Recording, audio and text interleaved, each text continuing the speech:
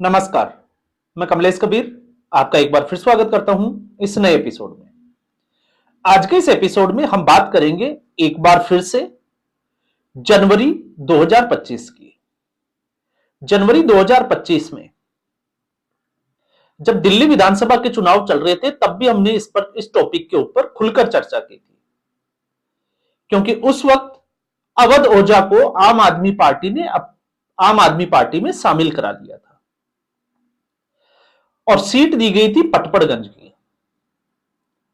तो अवध ओझा के कुछ इंटरव्यू जो है वो वायरल भी हुए थे, जिसमें एक चर्चित जो उनका एक डायलॉग होता है, बकरी का दूध और शेरनी का दूध। तो शिक्षा जो है वो शेरनी का दूध होता, जो पिएगा वो दहाड़ेगा। और तब भी हमने जो है वो इसका जिक्र किया था कि अवध ओझा को अरविंद केजरीवाल ने शेरनी का नहीं, कहीं बकरी का दूध तो नहीं पिला दिया। और आज की स्थिति में उस वक्त जो हमने बात की थी एज इट इज वो सारी बातें जो है वो अवध ओझा के ऊपर लागू होती है। तो हमारा आकलन उस वक्त बिल्कुल सही दिशा में था। अवध ओझा ने राजनीति से संन्यास ले लिया। 5-6 दिन पहले उनका एक इंटरव्यू वायरल हुआ था और जब से वो चुनाव हारे हैं उसके बाद से आम आदमी पार्टी के किसी भी मंच के ऊपर, किसी भी फोरम के ऊपर अवध ओझा को नहीं देखा गया। तो भविष्य की जो राजनीति करने का उनका जो सपना था उसके ऊपर ताले लग गए। अब सवाल यह उठता है कि ये ताले लगे क्यों? तो जब हम ये कहते हैं कि शिक्षा जो है वो शेरनी का दूध होता है, तो उल्टा अब ये जो है वो सवाल खड़ा होता है अवध ओझा के बारे में। अवध ओझा पैसे से जो है वो एक टीचर है, अध्यापक है, बच्चों को पढ़ाते हैं, मोटिवेशनल अपने आप को जो है वो गुरु भी कहते हैं। मैं इन दोनों ही बातों के ऊपर नहीं जाता, लेकिन एक सामान्य समझ की तरफ अगर हम बात करें तो सामान्य समझ यह कहती है कि यह व्यक्ति जो बच्चों को पढ़ाता है वो अरविंद केजरीवाल को पढ़ने में बहुत बड़ी भूल कर दी। कम से कम एटलीस्ट, क्योंकि उस वीडियो में मैंने ये बात भी की थी कि अवध ओझा जो है वो अपनी सीट नहीं निकाल सकता। कारण एक, पहला जो इसका सबसे बड़ा कारण था कि अवध ओझा को वो सीट दी गई पटपड़गंज जहां मनीष सिसोदिया इससे पहले चुनाव लड़ते थे और मनीष सिसोदिया जेल जा चुके थे। आम आदमी पार्टी के पास कहने के लिए सिर्फ 3 मॉडल थे। एक ईमानदारी का मॉडल, जिसमें अरविंद केजरीवाल अपने आप को उस ढांचे में रखते थे, नई दिल्ली की विधानसभा सीट। दूसरी पटपड़गंज जहां शिक्षा का मॉडल, और तीसरी जो थी वो थी स्वास्थ्य का मॉडल, जहां पर सत्येंद्र जैन चुनाव लड़ते थे। और तीनों ही भ्रष्टाचार के आरोपों में, मनी लॉन्ड्रिंग के मामले में जेल जा चुके थे। और जिस पटपड़गंज सीट से आप सोचकर देखिए, अगर मनीष सिसोदिया ने शिक्षा के लिए कुछ बेहतरीन काम किया होता तो जरा सोचकर देखिए कि पटपड़गंज सीट जो है वो छोड़ने की जरूरत क्यों पड़ती। वहां के लोगों को तो पटपड़गंज में जो है वो मनीष सिसोदिया का स्वागत करना चाहिए। लेकिन मनीष सिसोदिया को यह पता था कि इससे पहले जो चुनाव हुए थे 2020 में, तब मनीष सिसोदिया सिर्फ 3200 कुछ वोटों से ही जीत हासिल हुई थी। उस वक्त भारतीय जनता पार्टी के रविंद्र नेगी उनसे टक्कर या कहें कि कड़ी फाइटिंग में थे।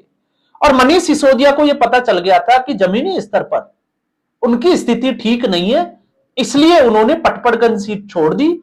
और शिक्षा के बदले शिक्षा, अगर आप यह कहते हो कि अवध ओझा के आने से शायद वो एक अच्छा मैसेज दे, क्योंकि उस सीट की जो डेमोग्राफी थी वो ये कहती है कि वहां पर सीमांचलियों का दबदबा था। अब ऐसे में अवध ओझा भी जो है वो उसी प्रदेश से आते हैं, उसी क्षेत्र से आते हैं, तो शायद अवध ओझा जो है वो कन्विंस कर जाएंगे। लेकिन इससे बड़ा सवाल यह था कि अवध ओझा का अरविंद केजरीवाल सिर्फ और सिर्फ अपने राजनीतिक फायदे के लिए इस्तेमाल कर रहे थे। और वो था क्योंकि बहुत अच्छा आईएएस के बच्चों को जो है वो पढ़ाते थे, तो अरविंद केजरीवाल को अच्छे से पता था कि इनके पास जो है वो खर्च करने के लिए पैसा है। और इससे पहले जब मैं ये कहता हूं कि अवध ओझा ने अरविंद केजरीवाल को पढ़ने में गलती की, तो उसके पीछे का कारण यह है कि आप याद करिए, जब आम आदमी पार्टी का गठन हुआ तो उस वक्त प्रशांत भूषण एक ऐसे व्यक्ति थे जिन्होंने 1 करोड़ का चेक दिया था और उसी से आम आदमी पार्टी आगे बढ़ी थी। तो अवध ओझा को ये जरूर सोचना चाहिए था कि आखिर वो प्रशांत भूषण है कहां, क्योंकि 2005 में वही अरविंद केजरीवाल, क्योंकि उनके प्रशांत भूषण के पिताजी जो है वो जन लोकपाल बिल 1967 से जुड़े हुए थे, इसलिए दिल्ली जो है वो नोएडा जाते थे प्रशांत भूषण से मिलने के लिए, और मनीष सिसोदिया उनके साथी हुआ करते थे।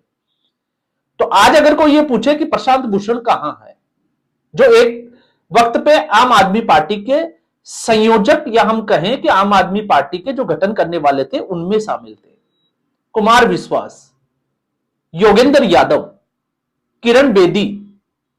और किरण बेदी के मामले में अगर आप देखोगे तो अन्ना हजारे को उस आंदोलन के लिए लाना, उसमें किरण बेदी का बहुत बड़ा रोल था, अरविंद केजरीवाल का ज्यादा रोल नहीं था, क्योंकि तत्कालीन प्रधानमंत्री डॉक्टर मनमोहन सिंह को जो चिट्ठी लिखी गई हस्ताक्षरित 25 लोगों के द्वारा, उसमें एक हस्ताक्षर अन्ना हजारे के भी थे, और बड़ी बारीकी से अरविंद केजरीवाल उसको टैली कर रहे थे। तो पता चला कि इनको महाराष्ट्र का गांधी कहा जाता है। तो अरविंद केजरीवाल किरण बेदी को लेकर रालेगंज सिद्धि पहुंचे और अन्ना हजारे को बोला कि आपको देश का दूसरा गांधी बना देंगे। तो आज अगर कोई ये पूछे कि वो किरण बेदी कहां है, तो फिर आपको समझ में आएगा कि कहानी क्या थी। लेकिन अवध ओझा खुद जो लोगों को पढ़ाते थे, लेकिन यहां पर पढ़ने में बहुत बड़ी भूल की। वो समझ ही नहीं पाए कि इस वक्त आम आदमी पार्टी की स्थिति क्या है। अब या तो शायद उनको यह था कि अरविंद केजरीवाल की पार्टी में जाने से उनको शिक्षा मंत्री का पद दे दिया जाएगा। तो अवध ओझा, उनको लगा जिस तरीके से वो बच्चों को पढ़ाते हैं, मोटिवेशनल जो है वो गुरु है, युवाओं में बहुत बड़ी जो है उसकी पकड़ है, वो सारी गलतफहमी जो है वो दिल्ली के विधानसभा चुनाव में उतर गई। और ऐसा नहीं है, राजनीति जो है वो हर किसी का, क्योंकि चुनाव लड़ाना और चुनाव लड़ना, इन दोनों में रात दिन का फर्क है। जो अपने आप को इस नेतागिरी में, राजनेता को मैं इसमें कहूं कि नेता नगरी में जिन्होंने अपने आप को शिफ्ट किया, आप उनकी हालत देखिए। आप देखिए कन्हैया कुमार,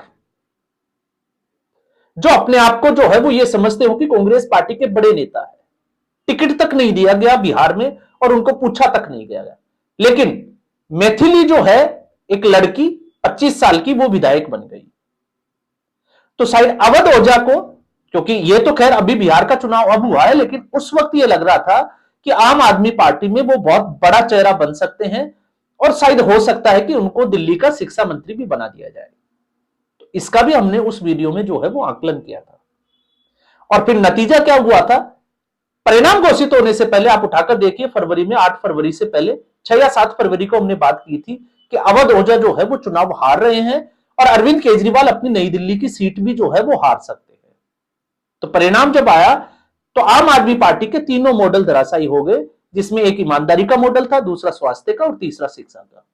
लेकिन उससे बड़ी बात यह थी कि करोड़ों रुपए खर्च करवा के, और यह हम कहें कि करोड़ों रुपए खर्च करने के बाद में अवध ओझा को मिला क्या? तो अवध ओझा को एक ऐसा सबक मिला और उस सबक का परिणाम यह हुआ कि राजनीति से संन्यास लेना पड़ा।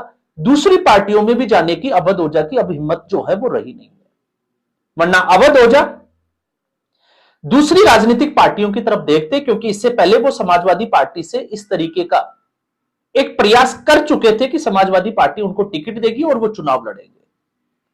तो अरविंद केजरीवाल ने, या हम कहें कि अवध ओझा की नासमझी ने उनका जो राजनीतिक कैरियर था, जिसकी शुरुआत होनी थी, उससे पहले ही अपने आप ही जो है वो अंत कर दिया, सिर्फ और सिर्फ किसके चक्कर में? बड़ बोलेपन के चक्कर में, और या हम कहें कि अपनी समझ की कमी होने के कारण। तो ऐसी स्थिति में अब इनका जो है वो 5-6 दिन पहले का एक इंटरव्यू जो है वो वायरल हुआ है, जिसमें वो प्रधानमंत्री नरेंद्र मोदी की तारीफ भी करते हुए। अब वो तारीफ क्यों कर रहे हैं? क्योंकि इससे पहले उनको लगता था कि प्रधानमंत्री नरेंद्र मोदी के पास, अगर आप उस वक्त का देखोगे तो डिग्री नहीं है, और इनके पास ये शिक्षाविद है, तो इनके पास बहुत सारी डिग्रियां हैं और वो शिक्षा के क्षेत्र में क्रांति ला सकते हैं। लेकिन जनता ने तो उसको स्वीकार नहीं किया। तो उस वक्त प्रधानमंत्री नरेंद्र मोदी के खिलाफ खड़े थे, क्योंकि उनको लग रहा था कि दिल्ली में शायद अरविंद केजरीवाल की सरकार रहेगी, तो उनका जो बिजनेस है वो भी फलेगा फूलेगा, उनका नाम होगा, उनको मंत्री पद मिलेगा। लेकिन जब आम आदमी पार्टी सरकार हार गई और अब भारतीय जनता पार्टी की सरकार आ गई, तो अवध ओझा को समझ में आ गया कि अब जो है वो अगर वो आम आदमी पार्टी में रहकर भारतीय जनता पार्टी के खिलाफ मोर्चा खोलेंगे तो उनको बहुत सारी तकलीफें हो सकती है। तो उससे बचने के लिए भी आप समझ सकते हैं कि अवध ओझा ने ये स्टेप बैक जो है वो किस तरीके से किया है। और उससे भी बड़ी बात यह है कि अरविंद केजरीवाल ने उस चुनाव से पहले ही अपने आप को जो है वो भविष्य पंजाब में देख लिया था। तो अरविंद केजरीवाल, मनीष सिसोदिया और सत्येंद्र जैन, विभव कुमार, ये तो पंजाब में जो है वो सेटल हो गए, लेकिन अवध ओझा अब कहां जाते? तो ये बड़े कारण थे जो अवध ओझा की राजनीतिक जो कैरियर था उसको शुरू से पहले ही जो है वो समाप्त कर गए। तो इससे आप अंदाजा लगा सकते हैं कि अवध ओझा की राजनीतिक जो समझ है वो कितनी है।